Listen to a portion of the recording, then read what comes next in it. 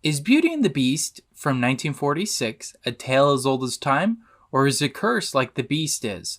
Find out today on Really Old Movies.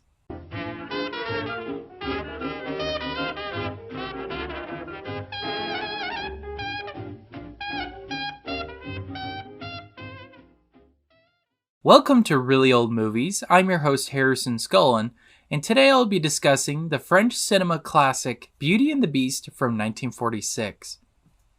So some essential movie details. This film was created in France and is considered to be one of their greatest films. It is number 26 on Empire Magazine's 100 Best Films of World Cinema, and is widely regarded as one of the best adaptations of the original Beauty and the Beast storyline. Now, the basic plot: a poor old man gets lost in the woods and he comes across a castle. He finds a rose and he tries to take one to give to his daughter Belle. And when he does this, a beast appears who punishes the old man and tells him that either he's going to die in this castle or he could send one of his daughters to take his place. Now, Belle, she's one of the more noble of his daughters. She decides to go in his place, and over time, the beast becomes fond of her, and she also starts to develop feelings for him. And that's the basic overview and basic plot of the movie. Now my actual review. The plot, I gave it 3.5 out of 5. Pretty good plot. I still think I like the Disney version more, just because the villain in that I think is a lot better. It's Gaston, and he's much more scary and menacing at the end as he's fighting the beast. Whereas in this version, Avenant, who's also played by the same actor as the Beast, they never actually fight each other. We never actually see them have any conflict. And I felt it was pretty anticlimactic the way he went. It wasn't that impressive. Because, instead of them fighting, he and this other guy, they're trying to break into the Beast's secret. He has a secret area of his castle. And as he's climbing down into it, he's shot with an arrow by one of the statues in there, because all the items in the Beast Castle are alive as well.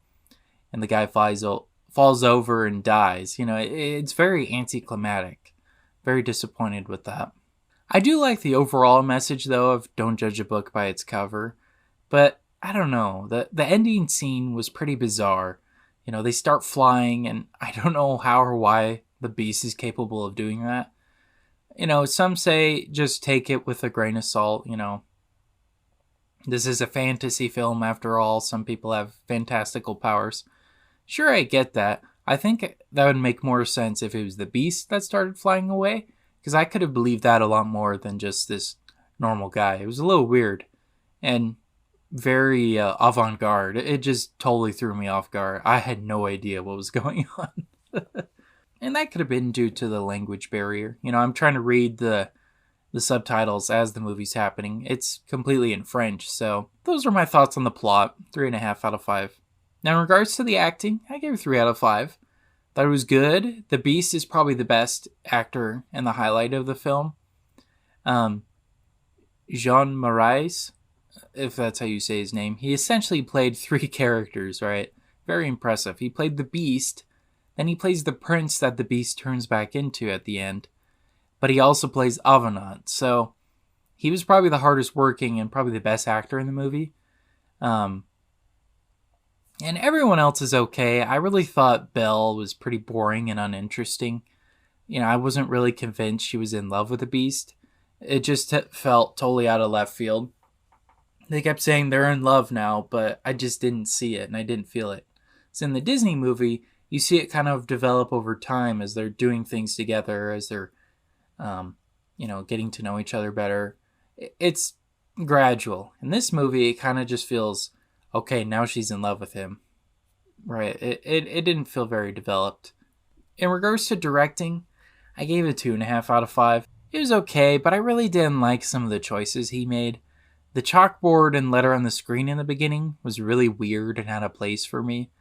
And then the ending itself was very abrupt because, the Beast turns back into a prince. He grabs hands with the princess and he's like, "We will fly to my castle."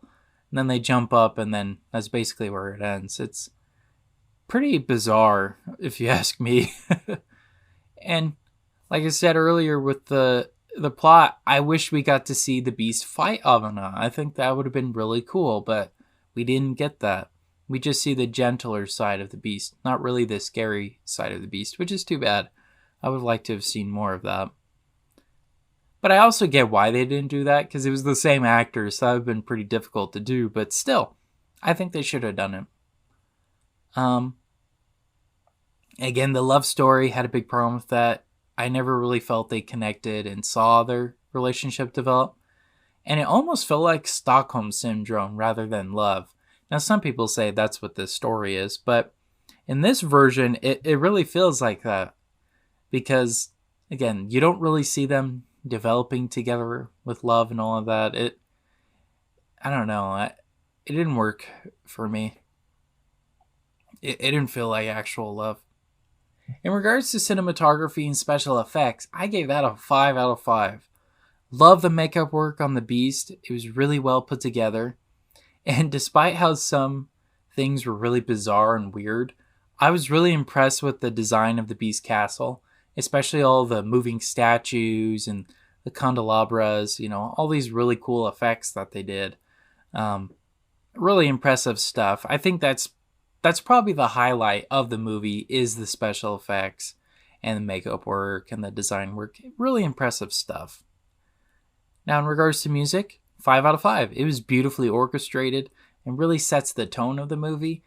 If we didn't have as much music in it, I really think people would really notice that they don't really connect and really have a relationship, the Beast and Belle.